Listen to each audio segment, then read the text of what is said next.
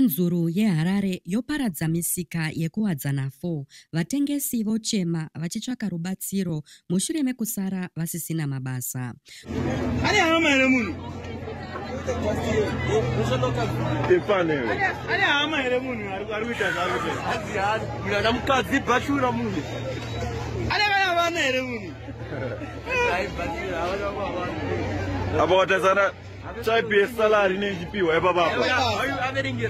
Muri yeZimbabwe ndinokuchingamidzai zvakare panonzi pano.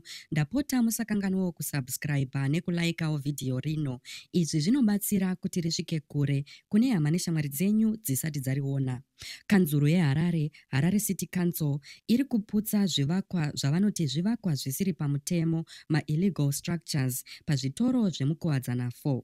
These are small stores and vending spaces built by local people kutengesera chikafu, mbatya nezvimwewo. Nezuro vashandi vekanzuru vakapinda mumarori avo vakatanga kudonhedza zvese pasi. Vatengesi vakawanda vakaonekwa vachichema nekupema vachiti havana kumwe kwekuenda uye havana imwe nzira yekudyisa mhuri dzavo. Chiitiko ichi chakonzera kutsamwa kukuru uye kuvhiringidzika munharaunda.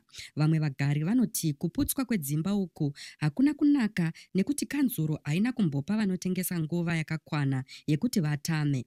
Vamwewo ndivo vanotenda kuti kanzuru iri kuchenesa guta. Asi vanhu vari kubvunzana kuti sei kuparadza pane kubatsira vatengesi kuwana nzvimbo dzepamutemo.